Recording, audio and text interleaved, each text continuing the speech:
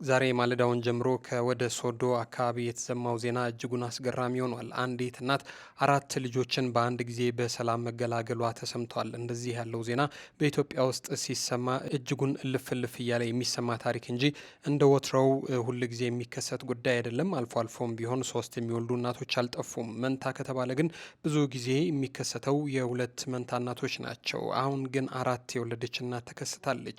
ነገሩ ምንድን ነው? ይህንን ጉዳይ በተመለከተ እንግዲህ ከዚህ ቀደምም አራት የወለዱ ቤተሰቦች በኑሮ ምክንያት እጅጉን ችግር ውስጥ ገብተናል፣ ልጆቹ ሳያድጉ በፊት አሁኑኑ ወስዶ የሚያሳድጋቸው ካለ ሁለት እንሰጣለን ሲሉ የነበሩም አባት እንደዚሁ ከዚህ በፊት መኖራቸው ይታወቃል። እንዴት ልጃቸውን አሳልፈው ይሰጣሉ ተብሎም ሲወቀሱ ነበር። አባት ለቀረበላቸው ጥያቄ ታዲያ ምን አባቴ አድርጌ ላብላቸው?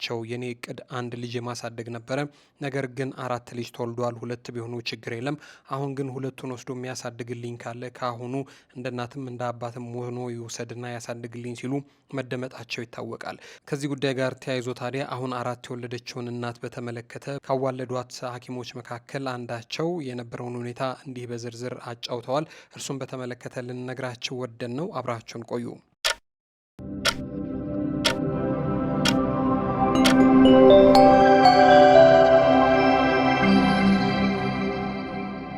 ይህንን ምስክርነት የሰጡት የሕክምና ባለሙያ እንደዚህ ይላሉ። አራት ህጻናት በአንድ ማህፀን ይላሉ። የምሰራው የማህፀንና የህጻናት ሕክምና ክፍል ተናበውና ተነጋግረው በሚሰሩበት ሆስፒታል ውስጥ ነው። በዕለቱ ተረኛ ሁኜ በጣም የታመመ ጨቅላ ህጻን ለማትረፍ ደረቱን በመጫንና በማስክ ኦክሲጅን እየሰጠው ባለበት ሰዓት ከማህፀንና ጽንስ ስፔሻሊስት ሐኪሙ ስልክ ተደወለልኝ።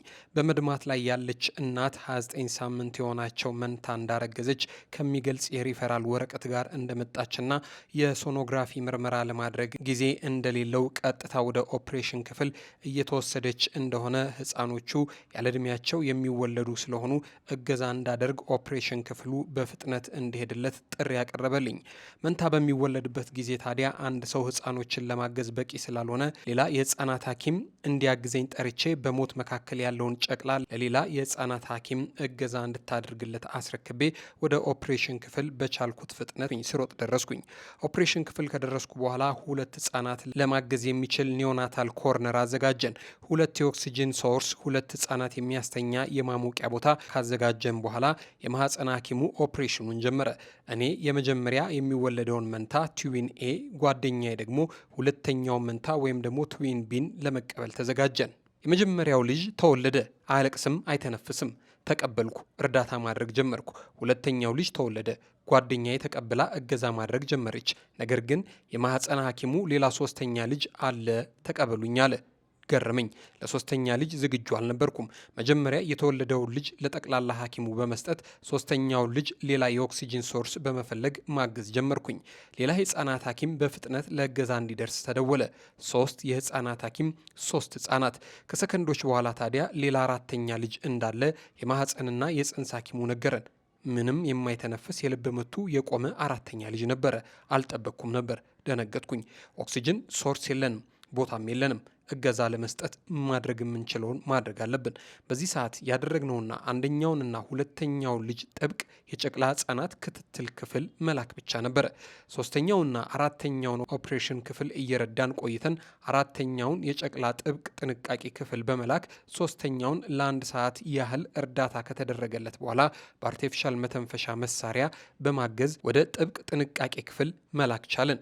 2 ሴት 2 ወንድ በሰላም የተገላገለች ሲሆን እኛ የህፃናት ሐኪሞች የተወለዱ የጨቅላ ህፃናት እንዲተነፍሱ የልብ ምታቸው እንዲመለስ ስናግዝ የማህፀንና የጽንስ ስፔሻሊስት ሐኪሙና ረዳቶቹ ደም የሚፈሳትን እናት ለማዳን የቻሉትን ጥረት አድርገው ነሷን ለማትረፍ ችለዋል።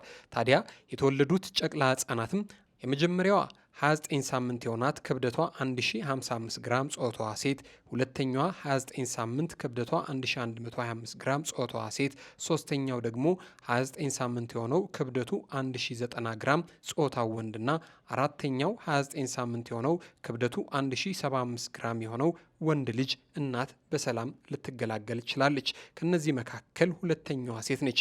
1125 ግራም የምትመዝነው ከሁሉም የምትበልጠው እሷ ነች። አባታቸው ልጆቹ በህይወት ይወለዳሉ የሚል ሀሳብም አልነበረውም። ብቻውን ሆኖ ሚስቱ የማትተርፍ ስለመሰለው ስቅስቅ ብሎ እያለቀሰ ነበር። ለሚስቱ መድኃኒት እንዲያመጣ ተደውሎለት ከሰመመን ወደሚነቁበት ክፍል ሲሄድ አንዲት እናት 4 ልጆች ተገላገለች እያሉ እያወሩ ይሰማል። እሱ የሚስቱን በህይወት መትረፍ እንጂ ስለ ልጆቹ በህይወት መወለድ አልሰማምም፣ እያሰበም አልነበረም። የመተንፈሻ ጡንቻቸው፣ ሳምባቸው እንዲሁም ደግሞ ትንፋሽ የሚቆጣጠረው የአእምሮ ክፍል ስላልበሰለ ወደ ጥብቅ ጥንቃቄ ክፍል ከገቡ በኋላ የሳምባ ማጠናከሪያ ሰርፌሳንት ተሰጣቸው። ትንፈሳ እንዳይረሱ ካፊን እየተሰጣቸው በማሽን እየታገዙ በተለያየ ጊዜ ለኢንፌክሽን ታክመው ለደም ማነስ ብዙ ጊዜ ደም ወስደው ሶስተኛው መንታ በተወለደ በ6 ቀን ህይወቱ ሲያልፍ 3ቱ መንታ ህጻናት ከ98 ቀናት የሆስፒታል ቆይታ በኋላ ወደ ቤት በሰላም ተሸኝተዋል። ወደ ቤት ሲላኩ የነበራቸው ክብደት ደግሞ አንደኛዋ 2040 ግራም፣ ሁለተኛዋ ደግሞ 2065 ግራም፣ አራተኛው ደግሞ 1925 ግራም ናቸው።